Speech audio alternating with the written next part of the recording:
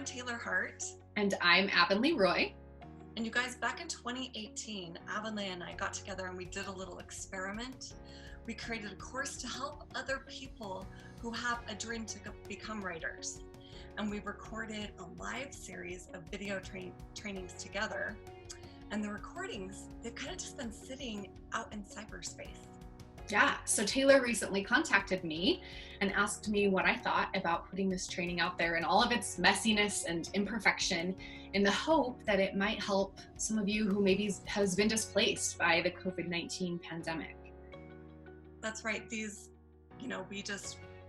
We have both in our lives faced hard things, and we want you guys to know we're there for you.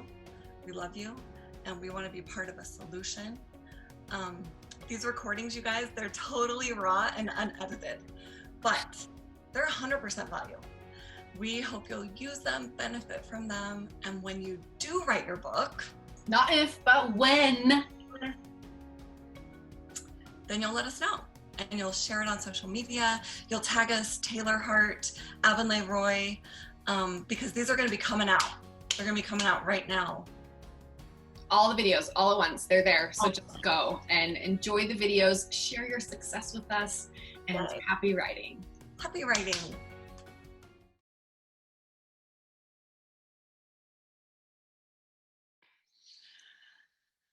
We're here. Lesson 6. This is the halfway point. So we're halfway through this Taylor Hart's How to Build a Six-Figure Writing Business. And we're still working today on secret number 2, how to write crap. And so at this point, we've shown you the playbook, how to outline a story. You should be really ready to write. Yesterday, we talked about how to just dump out that content. But today we're going to talk about what happens when you can't dump out content for some reason. You get stuck, you get distracted, there are roadblocks. So for me personally, first we got to get into your mindset. Okay, we'll do the mindset first. And then I'll tell my story of how hard it is to write sometimes. Okay, I love doing these mindset things with you guys, and if you ask Avonlea, I don't really decide until the week before, what I want to teach you the next week. And the cool thing though is I kind of just ponder about it, pray about it, and I'm thinking about kind of where we're at in teaching you, and I kind of try and make it fit that. And so I've been thinking a lot, even in my own stories, about action and reaction, okay? And as an author, the thing that is so important for you is that your readers will only feel what you tell them to feel. Now that's interesting. I remember the first time I heard that, I was part of this writing group, and one of the other writers in there, she was really good. And she said to me, this is great. You've built up the scene, but you haven't shown a reaction. And if you don't show a reaction, then your reader doesn't know how to feel, because they don't know your world. They don't know how they should feel. This is a silly example, but if I had a character come in and drop a swear word, right, and no one reacted, then you as the reader would think, this world, that's okay, right? But if my heroine was like, oh, don't speak like that, then you would know that's not okay. And that's a silly thing, but especially emotionally, it matters. It matters for your characters and for your readers. And that is really one of the secrets, you guys. I know we need more, we have more secrets, but to having your people feel emotion. When people read your books, if they get emotional satisfaction, they will love your books. Mm-hmm. And so you have to become an expert at action, reaction, okay?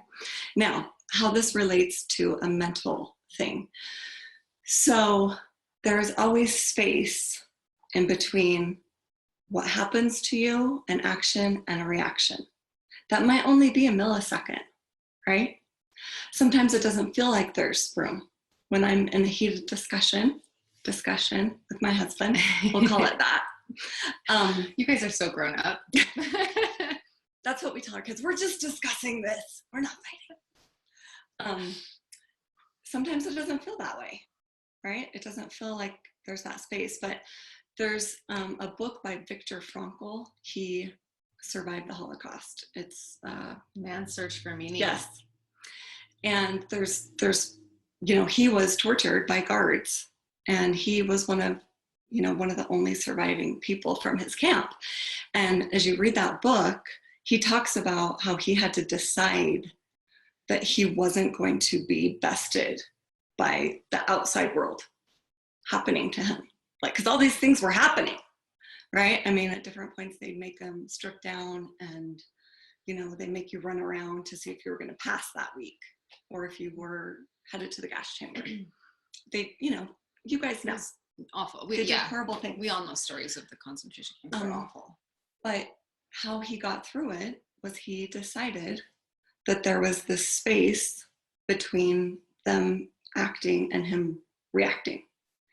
And Bob Proctor, who you guys know I love, he talks about this don't react, respond mentality. And it's really been on my mind with, of course, it's always my children. But, you know, we're all just going through things. We're going through stuff. And how can I not react, knee-jerk reaction all the time? How can I respond? And maybe that's, for myself, to get emotionally worked up, I know asserts a lot of energy. It takes a lot out of me, right? And when you're a professional writer, okay, you have to guard that. You have to guard your peace of mind. And so now Napoleon Hill encourages that at the end of every day, you sit down and you write down the things, especially at the beginning when you're trying to evaluate what's important and what's not important in your day. And I do that, and I don't do it regularly anymore. I used to a couple of years ago. But if I feel myself kind of being pulled back into this action reaction all the time, then I start sitting back and writing down what's important, what's not important, what I can respond to, and I don't have to react to. There was a time, one of my sons, and Avonlea knows him. I won't say his name. She'll know. I'll figure it out. When he was younger, he was the kid that was always, he just kind of broke everything. But he was never malicious, but he did, there were times around the neighborhood that if there was something that was going to break or going to happen, it was him. And one day, and this, I guess, is kind of, it wasn't malicious. Can you tell I'm his mother? That's what I'm going to be saying to the judge. You defend right? him. Hopefully not. This lady came to my door, and she was all worked up, and she's like, there are mud clods all over my house, and I know this was your son. And, you know, she just ripped into it. And so at that point, I was writing down all these important, not important things. And I just said, thank you for the information. I will get back to you on how we will remedy the situation. And she was kind of like, oh, you know, because she wanted me to bring it too, right? And I wanted to. So then I took a step back, I pulled my kids in, we talked, and come to find out, yes, it was him, and it was her son too. Okay, and right? But so then I could go back and say, you know what, we brought a ladder, and how about, and I'm willing to help. Let's all do this. And it was so much better. Like, I just felt myself being like, you know what? Yeah. Like, I didn't just react. I didn't just react. I took that little space, and I just had a calmness of mind. And that's what I would challenge you to do, is start thinking about those times. Okay. You don't want to give out, you don't want to expend all this energy all the time on unimportant things. Now, that being said, sometimes you go through crap. Okay, and we're going to kind of talk about that, but you have to make sure you don't make those mountains out of mountains out of molehills. Thank you. That you keep yourself in a pretty good energy place, okay, throughout the day. That's going to help you be a successful writer. It's going to help you be able to hone your energy and keep it for when it is important. Then you can bring it to the scene. You can bring it to all, and you can bring it to your family, and you can bring it where you need to bring it. All right. So you don't end up in bed all day because you've gotten upset about something little. And I'm not going to tell you what that is. You have to decide what that is, but it's good to reflect on, especially when you start writing. So Avonlea is going to open up this lesson and talk about when she decided to really become a writer. So, yeah. So I love it. I quit my job a few months ago. My last day was May 31st. And I had this big vision. I was like, I'm going to write a book. And if I write 2,000 words a day, it'll be done in 3 months. And blah, blah, blah, blah. Okay. So come like August, I was like, how's that book coming? I have like 2,000 words written. And it had been like 2 months. Because here's what would happen. I was like, my kids are home for the summer. Okay, that's also, we've talked about this. Having kids home for the summer kind of throws a wrench in your writing. But I thought, all right, I'm going to make my kids read and write for an hour every morning. And while they're doing their reading, writing, I'm going to write for an hour. And so I would get the kids in this space and I was like, oh my gosh, the house is quiet. This is so awesome. I'm going to start the laundry and I'm going to get the dishes done before I write, because then if I can get that stuff out of my way, then like, okay, it will be so much more peaceful. And like all of a sudden that hour went by and the kids were like active and wanting, and I was like, well, I got to keep them busy. I'm going to take them to the pool. And like the writing just almost never happened because I kept putting other things ahead of it. It was the dishes. It was the laundry. It was, well, I got to get my workout in, whatever that was, there was always something that I was like, I'm going to get that done before I write. Yeah.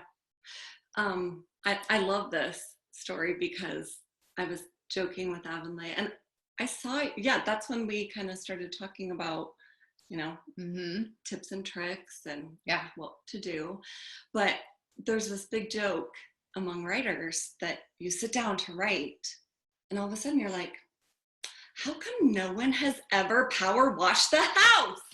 We've lived here 10 years and this house needs power washing. Right? Yeah. And you have to do it yourself. You're not just going to tell somebody you're going to rent one and you're going to get out there. And, but it's almost like this fear, it tugs at you, right? And I think that's where that comes from. I know it does for me. If I'm stuck on a book project, I'm like, what else could I, what else needs to be done? We haven't been to the dentist in 8 months. It's time to schedule dentist appointments. Right? And so, but I loved her story. What we'd like you guys to do, the chat is open and we're going to start going through. I'll just make sure I'm going to go in, unmute all. You guys should all be able to chat here. I'd like you to write down some things that are hard for you, that you think prevent you from getting the book written. And we actually had 2 emails last week that we're going to address too, but go ahead and write that in the chat. Just like, what is it? You just, whatever it is you feel, if it's fear, if it's a certain thing, right? Maybe it's children, whatever that is. So pop into the chat window and tell us what holds you up. What are your roadblocks to writing? Is it kids? Is it time? Not knowing what to write? Okay, so we've got homeschooling kids. That is you've got kids at home all day. Yeah, so keep doing that. We're gonna start. There's this quote I love, and it's, I know you guys have heard it, but how do you eat an elephant? One bite at a time, right? And that's why you're here. That's why you're showing up every week, is because you want to hear this. But I'm gonna say it to you again, right? Like every day, you just keep on. Okay, and that's part of it. When I get the most stuck, I go back to the beat sheet. All right, and I try and find that part in the story that's the most interesting to me. Okay, and you guys, when my friend Joe came on and talked about character, usually if you're not finding your story fascinating, it's because you don't know your character. All right. And so you need like going back through and being like, okay, why was he this way? Why is she doing this? Like, you always have to have their want and their need. And I can't tell you that enough. And if you're not feeling magic for this story, stop it. Stop it and get a new story.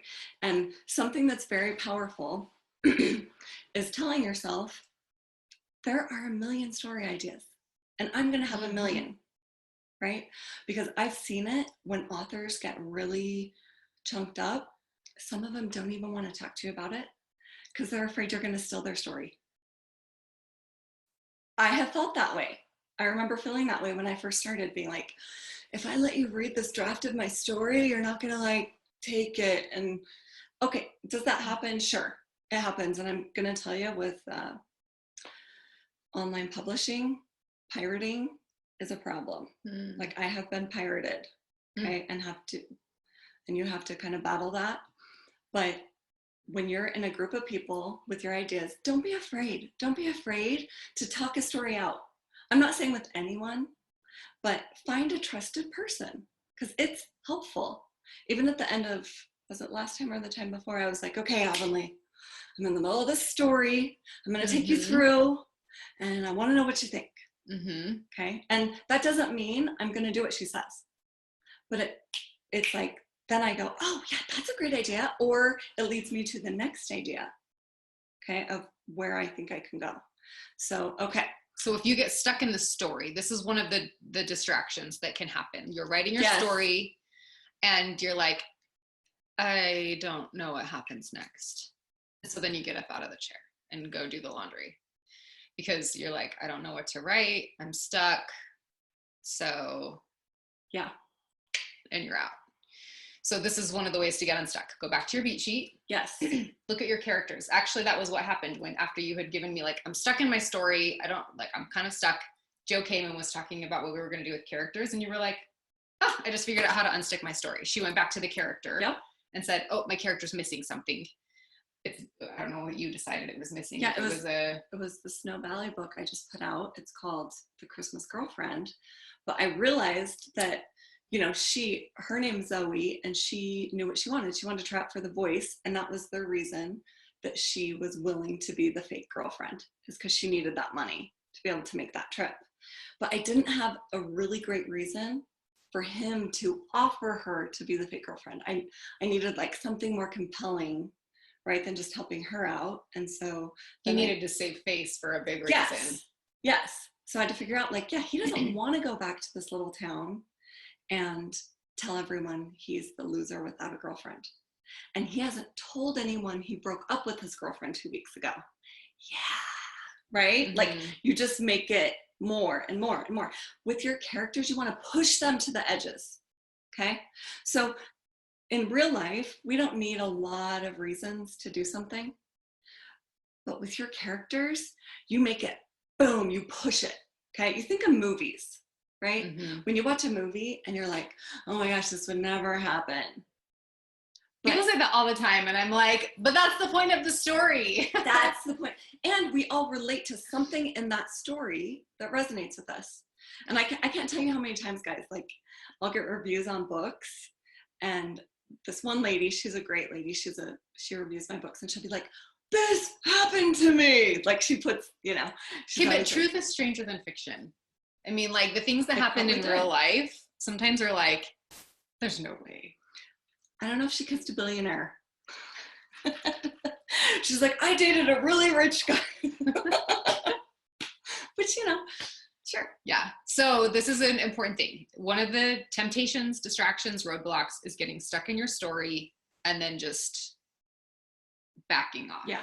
So we've learned that we can go back to the beat sheet to figure out, where is the story going? Where is this arc? Where do I need to take them next? Go back to the characters. What does the character want? What is their weakness? And what do they need? Back to those things. What do they want? What do they want? What do they need? Might be different things. And the pushing the characters to the edges. So I love that. This is something in psychology we call archetypes. And it's like, these are the characters that we've been reading about for hundreds of years. Yeah, let's go through the archetypes. Well, and there are so many. I can list a few that you're going to be familiar with, but we always have, like, the damsel in distress. Yes. Or the knight in shining armor, or the wicked witch, or and the king. Like them.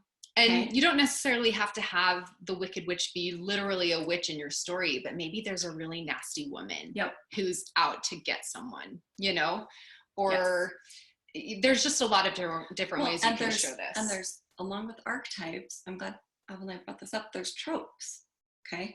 And so among my author friends, we always joke, like, you never write an original story. Right. Like Romeo and Juliet has been done so many times. And Cinderella has been done so many times. But when I first started, I felt all this pressure. Like, oh my gosh, this has to be so original. I don't want anyone to read this and be like, oh, this is just like Jane Eyre, or this is just like Romeo and Juliet. Yeah.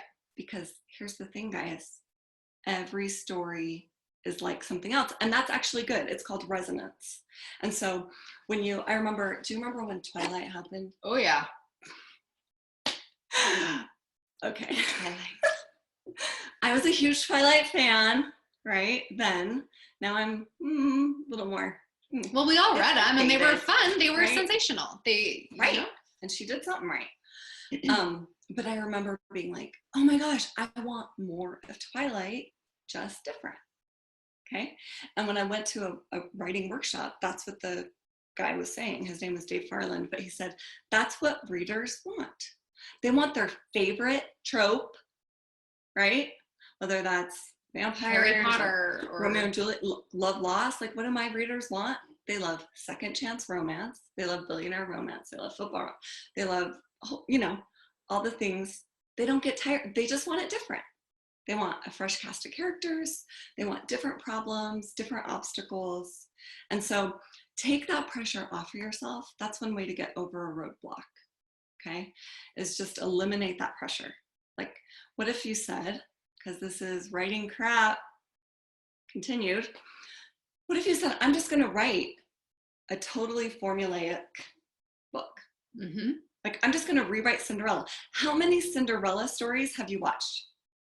I think it's funny, on Netflix, they have one that says another Cinderella story. Yeah, I watched it. Everyone loves Cinderella. Right? And I was like, oh, another one. Right. So don't be afraid of that. In all the different ways. Like Disney told Cinderella one way, but then Ever After came out. Do you remember Ever After with Drew Barrymore? I love Ever After. And I bawled. I knew the story. I knew how it was going to end, but I loved it. Loved it. You know? It's so great. And there's so many authors that make a living on just rewriting fairy tales. Yeah. All the time. And who cares? Right? Like whatever you love. And this is, okay, so we're going to go on to another thing. Another roadblock, right, is getting bored. Okay. And so Avonlea has a good story about this too. I do? When did I get bored? Yeah. No, remind me. Telling him where the characters go. Oh, okay. So this is where I got stuck, where I was like,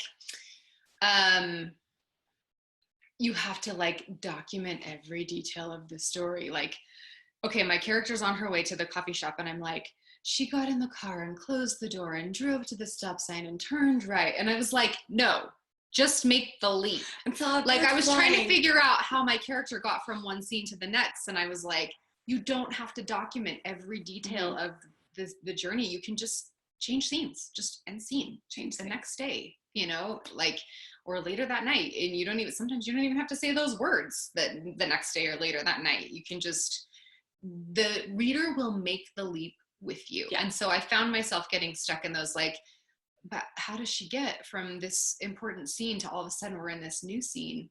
And it was like, just make the leap. Yeah. Well, and you want to make sure every scene in your story is tight. Okay. So every scene, write this down, pushes the story forward. If a scene doesn't push the story forward, get rid of it. Because it's pointless, and you'll feel that.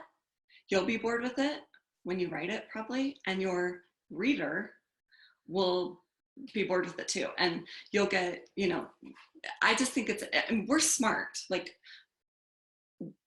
the people now, we are smart story people, okay? Because there's such great writing. And there's all these people teaching how to write and what really good formed stories are. And so readers are intelligent. And so, but here's easy. If you're bored, stop writing the scene. Mm-hmm. If it's not candy for you, it's not going to be for them. Okay. And like Avonlea said, just summarize. Okay. That's such a great trick. Just go, put your little dots to show there's been a break. And then you're in the character's point of view. And then you say, Avonlea thought about the last 3 hours and how it was so hard for her to leave the coffee shop and go back to her boyfriend's place. But she knew she needed to tell him what was on in her heart, right? So they've realized, okay, for 3 hours she struggled, she left, she came back. You didn't show any of that. Yeah. You just tell them. And then you open it back up to be in scene, right? And so that's really important. Don't be bored. If you're bored, gosh, you guys, no, we write because we love it. Yeah. Okay. And so if that's not saying you don't need to finish the story. I'm watching you. Finish your stories you start. Okay. But if you're in a scene and you're bored, sometimes I'll even go, I love this story. I love the characters. I don't know what I'm writing right now, so I'm going to skip to the climax. That's the power of the beat sheet. Okay. That doesn't mean the climax is going to stay the same. It might even change because you'll learn more about your characters in the climax. But if you go, I'm going to write the darkest scene when they break up and how they're feeling, that can actually give you insight into what has to happen before. This is another tip and trick. Okay. I write in a Word document. And when I'm writing my first draft, if I suddenly realize something, like maybe I want the character to suddenly quote Shakespeare. Okay. But I'm like halfway through. I don't go back right then and add in all those Shakespeare quotes. Okay. You don't want to stop. Because we talked about this last week. That puts you into editor brain. Yeah. Not content creator brain. You don't want to stop. What you want to do is go to your, notes. You can just hit the top of your screen, notes, and it'll put a note to the side. And I put, he quotes Shakespeare. And I keep going. And then from that point on, I might have something funny happen and he'll say, we are like wanton flies to the gods. Okay, that's a Shakespeare quote. and then I add it in, right? Or those are called callbacks. All right, write that down. Pretty much everything we're saying today, you need to write down. Write it down. Or just watch this over and over. Okay, I'm going to scroll down on our notes because we're going to talk about callbacks later, but we're doing it right now. So. Oh, okay. Yeah, let's talk about callbacks. Okay. Because we got there. So when you open up your book, all right, and you know something about the character. Like he quotes Shakespeare. Like he quotes Shakespeare. Or just their quirks, all right? Readers love that. And they really love it if like the one they're falling in love with hates it. Okay. So this is, I always think, here's what I think of. I think of my parents. Okay. Maybe my parents will watch this. I doubt it, but they'll know that they're like this. They like have been married, they were high school sweethearts, all of that. Have been married forever. And my dad is a big tease. He's a big joker. Okay. And it drives my mom crazy. But that's my dad's personality. And once you know him, but sometimes people don't know that about him. And so they'll take it seriously. You have those they're like personalities. Did you mean that? Right. And so it drives her crazy because people will get, sometimes he'll be teasing and they don't know that. Like last Christmas, she had a little old lady across the street and my dad kind of said, she asked him for help and he's like, oh, no, then I won't be over, or something. And so she called my mom like crying, did I do something to offend your husband? Aww. And so my mom was like, she was so mad at my dad. But anyway, when they talk, okay, and he jokes and she responds. And it's just like this, boom, boom, boom, boom. This is the action reaction thing that we're talking about. And the callback is like, maybe they have one joke and she lets it like, goes at him. And then later, he'll say it again. If you've ever watched The Cutting Edge, that old ice skating movie. Ice skating movie. Right? It's a great movie. If you haven't watched it, watch it. But there's a part, they're skaters, right? He's a hockey player. She's an ice skater. And they come together and they're doing this. They're trying to do the Olympics. and he doesn't know what a toe pick is used for. Okay, so they do this whole scene and he's kind of making fun of it. Well, then he can't get a grip and he can't get his balance. So every time she's like, toe pick, toe pick, toe pick. And we laugh. We're like, ho, ho, ho. And so that's what you want. You want your readers to be like, oh, that's so funny. And, or they just think of any time you've dated someone and you have all these inside jokes. Okay. And something happens on your first date. And then later on, you're at dinner with the parents. And then one of you says that thing, right? Well, and we were going to say, like, comedians use this really well. She dated a comedian. I dated a comedian, and you guys are going to love this. We actually talked about this would be a funny, like, thing to a story element. My family was like, you're dating a comedian? Is he really funny? And I was like, well, yeah, he's funny. But then they met him in person, and they're like, he's not that funny. Because the expectation, right? Right, because he's a comedian. But he was actually very funny because he was a talented writer and he knew how to perform his script. Yeah. And so you go to Wise Guys, the comedy club, and like people are in stitches, like crying, laughing so like hard. The delivery is awesome. And what will happen is if you, now you're going to go to a comedy club, I recommend it, and watch the way comedians write their set, and they tell a joke at the beginning and then they'll make a little, like, you know, a little jab at the guy in the front row. And then like 3 sets later, they're like, you just got the first joke.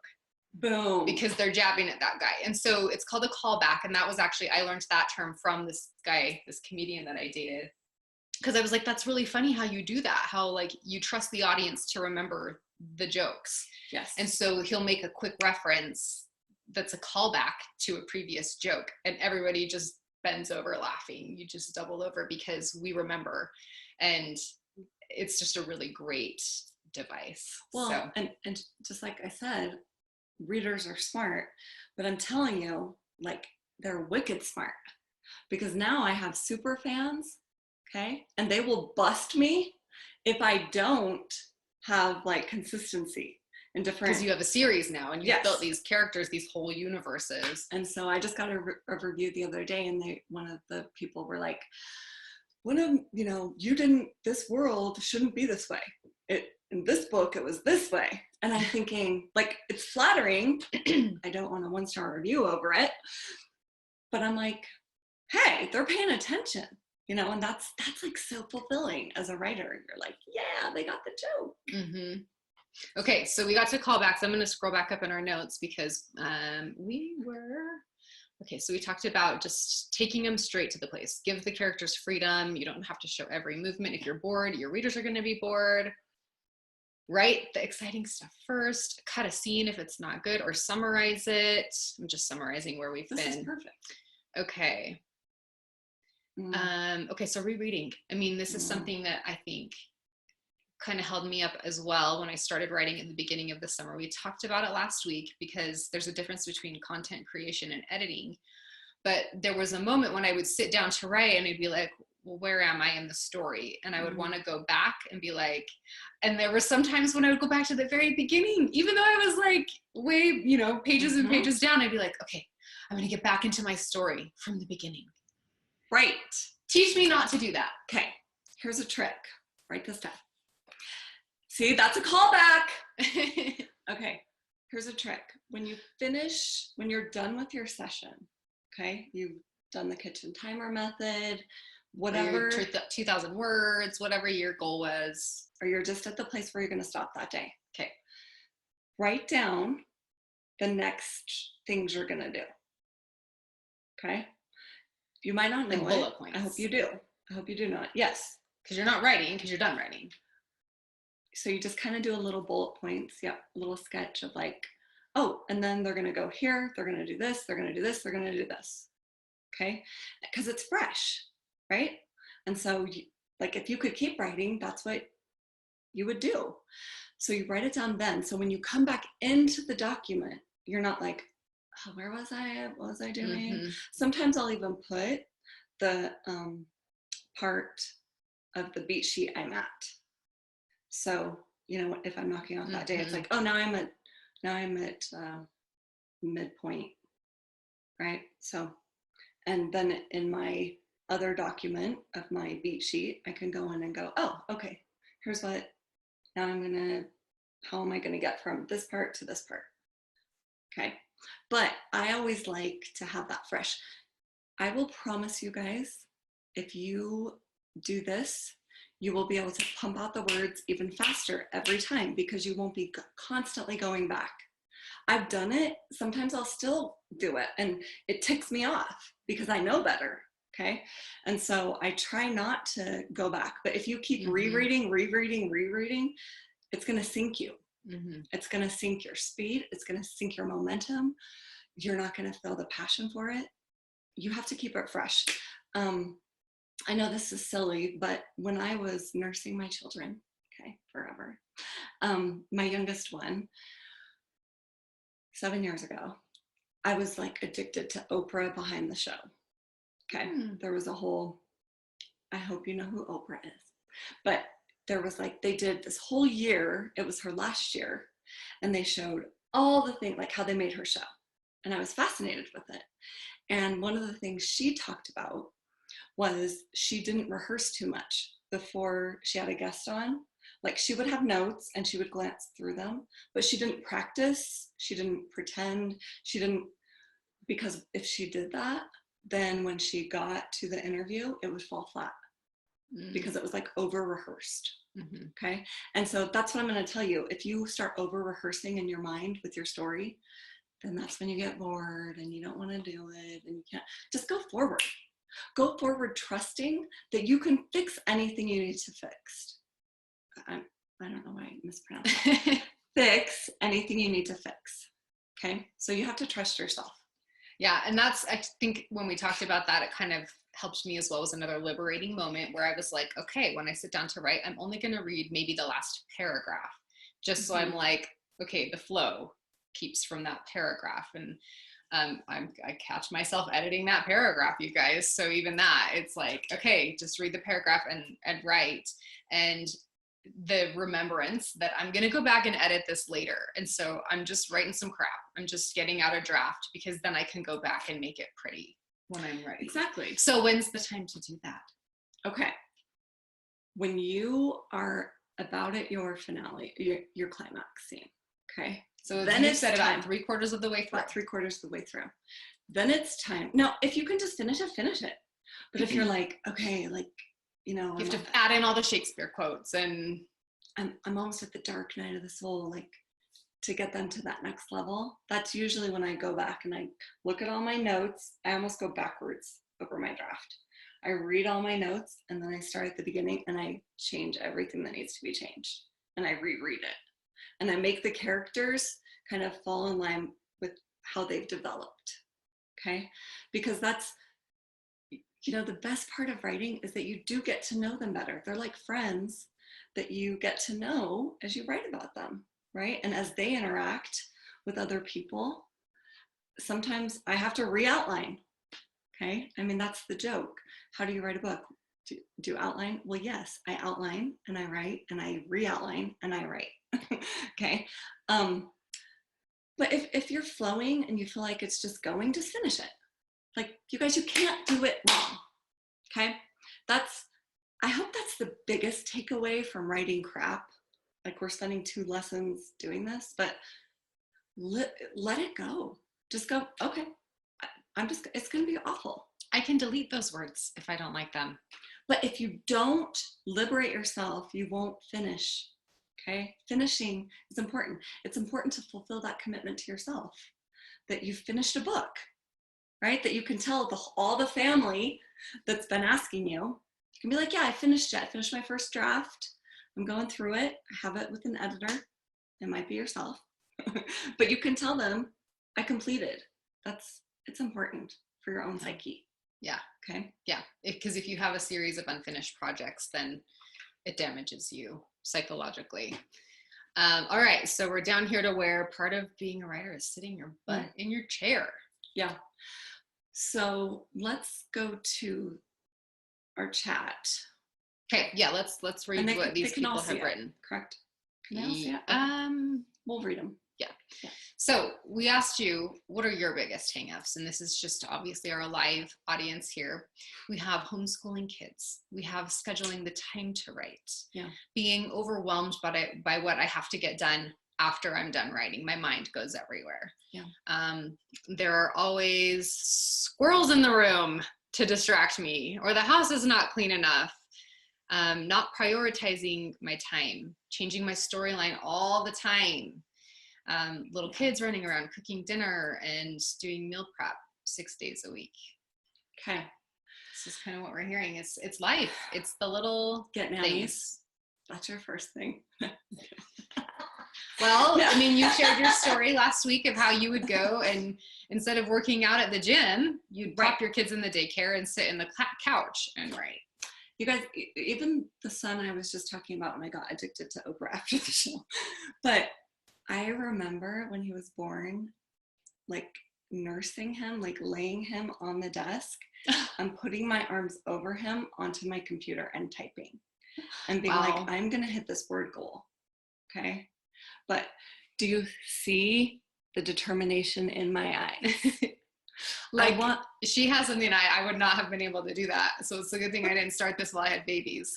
And so if you have this burning desire, which I think you do, because you're on lesson 6, listening to us ramble and talk and love you.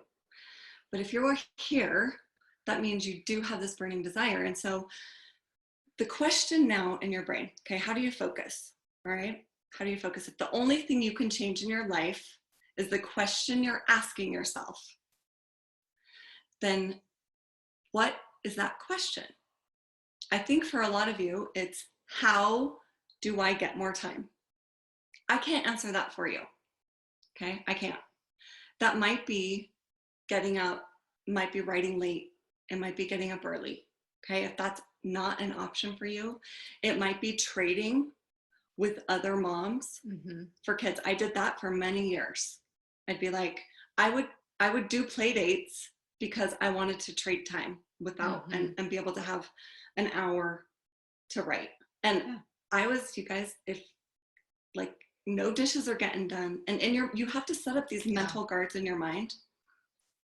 You're important and your writing's important. And you have to get really firm with that time. I remember feeling insecure, especially before I published a book.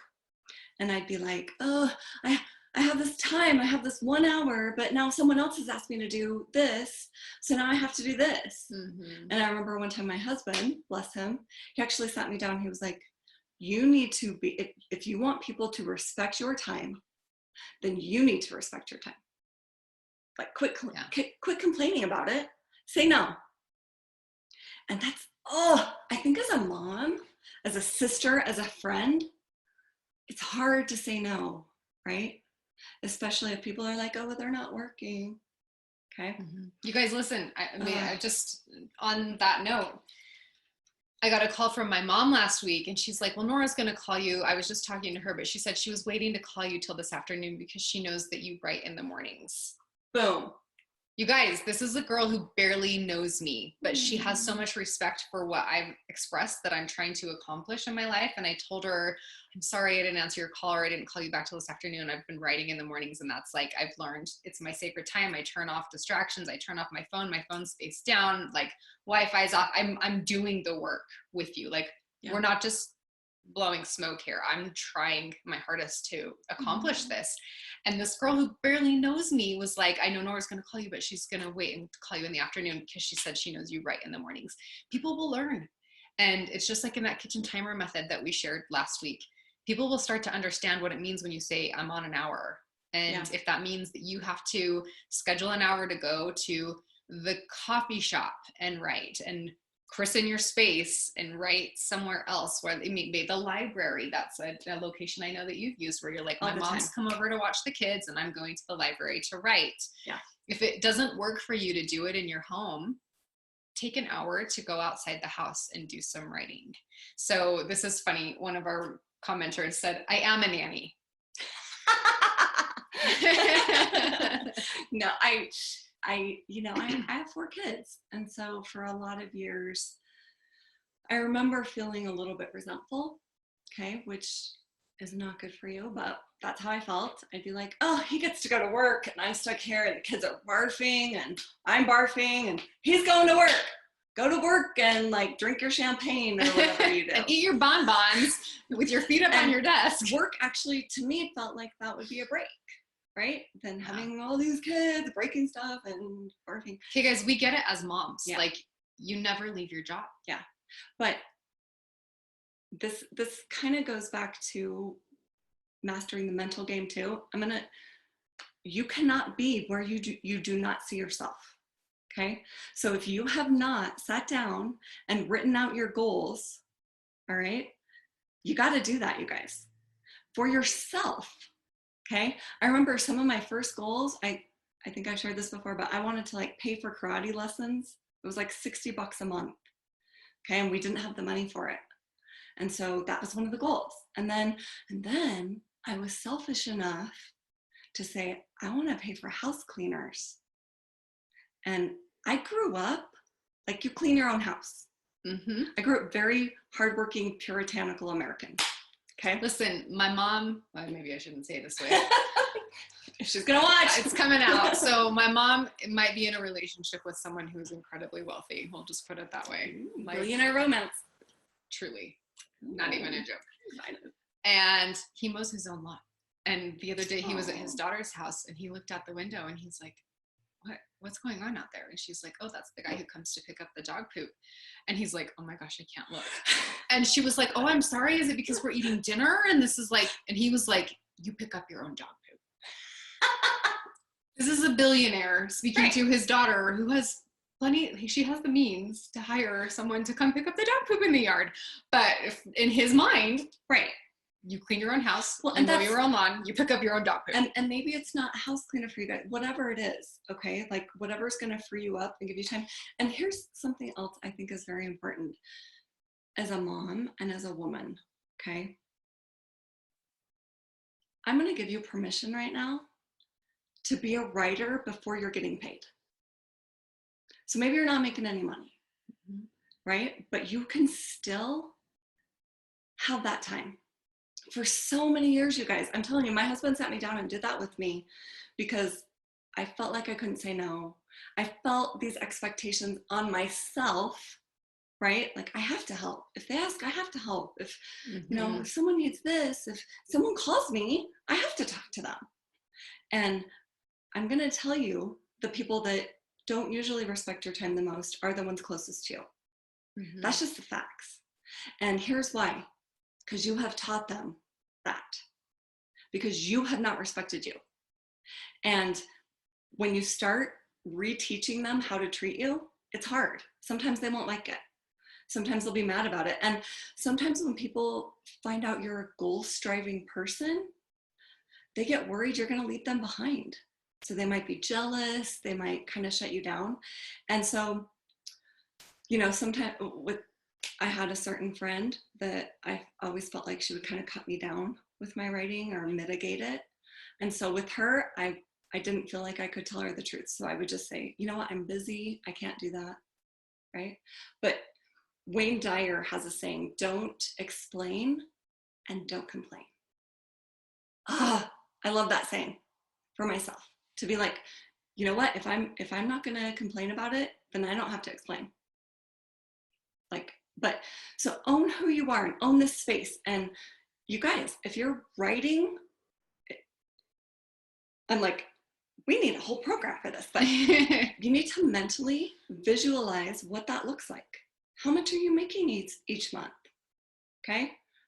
And if that's unbelievable to you right now, I'm going to say, let loose your imagination and just say, what if I could imagine that?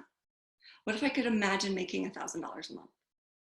Like, what could I just imagine that? Could I let myself go?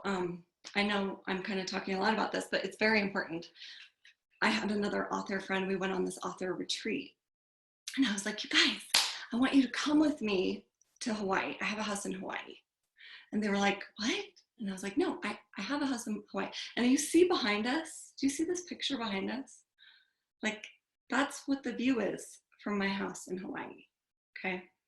But I've been doing this for like this exercise for like 5 years. And so a couple, most of them wanted to play with me. It's like, yeah, let's do this. And so we went into this meditation and I took them to my Hawaii house because you can just go right in, right? Just walk right in. And I kind of showed them around and told them what everything looked like. And I had one friend at the end and she was on the floor crying. And I was like, what is wrong? And she's like, I couldn't even step into your house. Like, I was still at the door. And it broke my heart for her, but I thought that was so telling. She's like, you don't know. All I can even imagine for myself right now is my backyard getting finished. She's like, it's been so hard. Her husband was in and out of jobs and she was a nurse full time at that point. She's like, it's been so hard. I haven't even allowed myself to dream. And I did cry. Like, I cried with her. And as you guys are saying all these things, you guys allow yourself to dream. Okay? You deserve to dream. And I want that for you. I hope you want it for you. And I hope you're willing to do this work, because this is really the work that's going to take you to the next place. We're teaching you all these strategies about how to write a book. But you guys, if you can form a mental picture in your mind of what it looks like to be a writer, an author, okay, a best-selling author, you can do it. You're halfway there. Okay, Bob Proctor, one of his quotes is, success, the definition of success is the progressive realization of a worthy goal. Okay, that's what you're doing right now. So you're already successful and you should be proud of that. And so I'm going to tell you, like, all these things, do not sink yourself mentally. If you start saying, I remember, how many times do you walk past a sock as a mom? Okay. And you're ticked up, like the beginning of the day. And I'd be like doing laundry. I walk past a sock that one of my kids dropped from his laundry. And I remember like walking past it and being like, I'm not going to pick up that sock. And like having this mental self-talk all day. When he gets home from school. Oh, I do it with the dish. We had this water bottle that sat on the counter for like 6 weeks. I'm like, somebody better clean that. Who used it last? But now I'm like, okay, either I pick up the dumb sock, or I really don't think, like, I exit from my mind, because you cannot waste your mental space. All right. And so if you're wasting your mental space, and I'm going to, the questions, I can't find time. If you are putting that inside yourself all day, guess what? You're not going to find time. So you got to rephrase these. How can I find time? What could I cut out? For so many years, I did not watch any junk TV with my husband. And at first, he was mad about it, because that's what we did. Yeah. We'd get the kids to bed, and then it's like 9 o'clock. We'd watch our whatever show. And I enjoyed that time too. But when I had little kids, I was like, babe, this is the only hour I have before I have to go to bed because I'm exhausted. And so that's the hour I would discipline myself, and I would write my words. I'd have my goals. I'd get back in my story, and I'd pump out words that hour. And so you guys, I know it's not easy, okay? But you can do this. Like, I hope you write the crap. Don't sink yourself. If you get the time to sit down, when you make the time to sit down, then you're going to write. And you're going to tell yourself, I'm going to write some junk words. I'm going to do it right now. Yep. And I don't care. Okay. But I want that fire inside of you can only be harnessed by you. You're the only one that can do it. So, okay. So lecture's over. Yeah. One of our friends following said, there it is. I'm important, and my writing is important because it is important. And that was like the boom she needed to hear today. So thank you, Taylor, for sharing your magic and your wisdom. And then another of our viewers said, my mom just called. I told her I'd call her back after the podcast. That's right. So good job. You're already doing one thing by setting aside an hour every week just to listen to this. And Yes. maybe you'll start to find different ways to set aside that sacred time and just do it for you. Just honor yourself. Like we said, even if it's not for money right now, Yes. just do it for you. And Just you- to honor and that guys, sacred space can't- inside you. If you can't tell them I'm a writer because you feel like in your mind you're not yet because you're not making money, You feel like or a whatever, fraud, or when right? you say it. Guard that hour. Tell them whatever you got to tell them. I'm busy. Like, I'm sorry, I'm having whatever. Okay. But do not let that hour escape you. Protect that hour. Even if you're sitting there staring at the page, writing junk, protect it, you guys, because the more you do, you're training yourself. Okay. We're always in training. Our kids are in training, right? Our husbands are in training.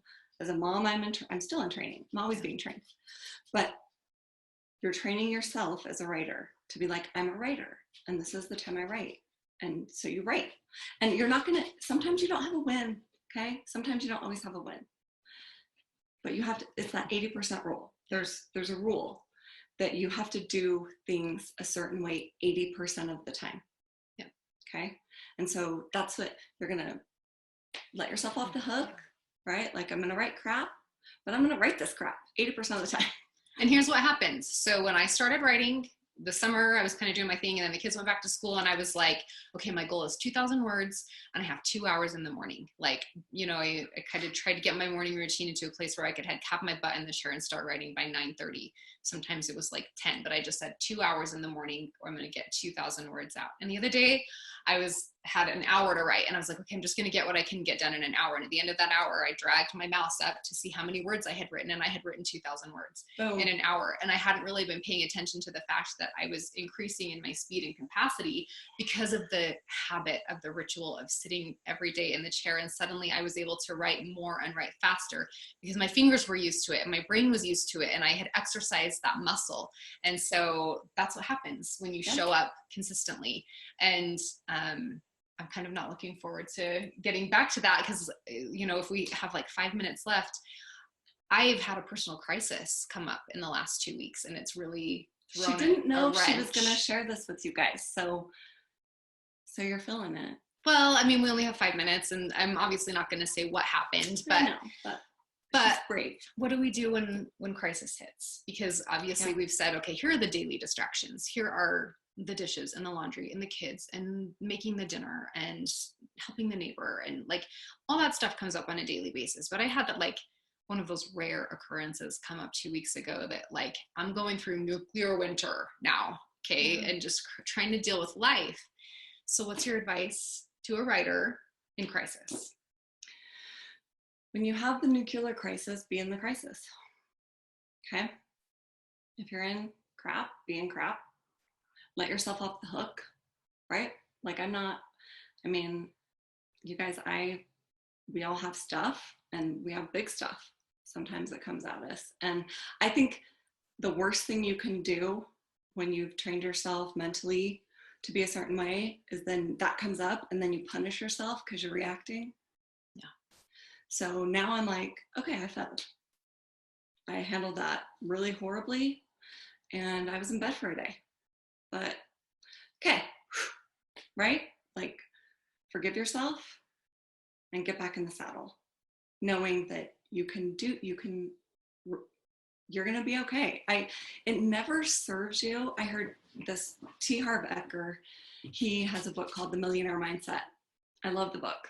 Get it, listen to it. I listened to it on Audible. But one of the things he said is that he's like, I'm an angry person, and anger's really easy for me. And he's like, now I meditate, I do all these things. He's like, but finally I decided that emotion didn't serve me.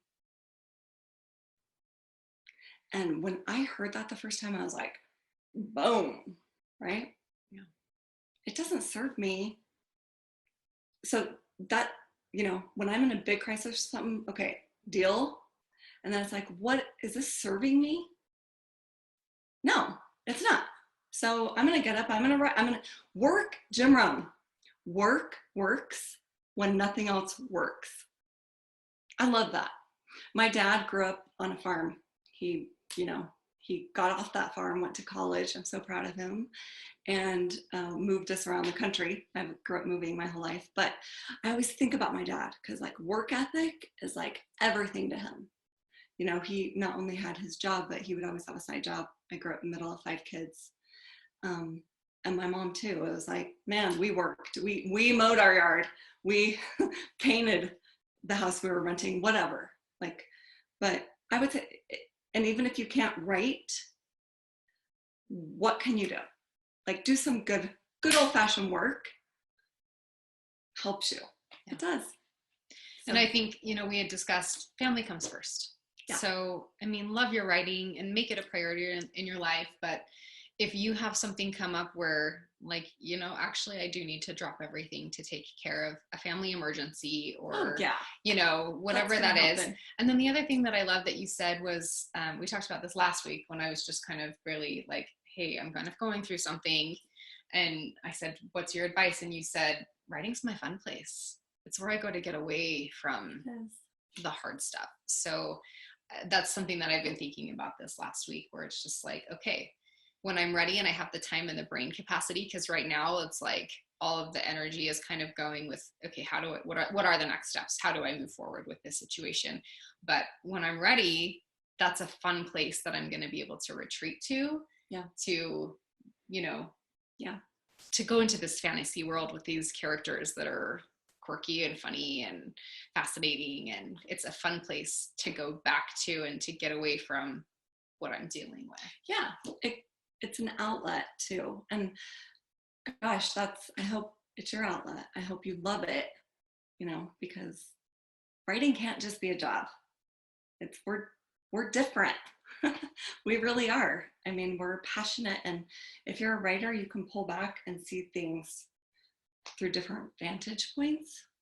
Sometimes when I'm in an emotional mess, I'll actually write a character that's going through that. Why not? Mm-hmm. Right? And it might be hard, but it kind of helps me get through it. Mm-hmm. And then I'm looking at it as someone out of it. Like, what should they do? That's a great it's a different perspective. Yeah. So friends, this week we covered temptations, distractions, pitfalls. I think temptations for me are the temptation to go back and reread and start editing. That's a temptation, whereas a distraction is the dishes and the laundry and the grocery list and the power washing the house. And, those are some distractions. And then the roadblocks are when you get stuck in your story and you're like, I don't know what I'm writing. Yeah. Just do it wrong. So we've covered a lot of great, juicy stuff today. So good. And I'm so grateful for Avonlea. And we're gonna pray for her. Right? Aw, thanks, you guys. All right. Well, enjoy your week. Have a happy Thanksgiving. Happy Thanksgiving. And we'll see you next Tuesday. We appreciate you guys. Okay. Thanks.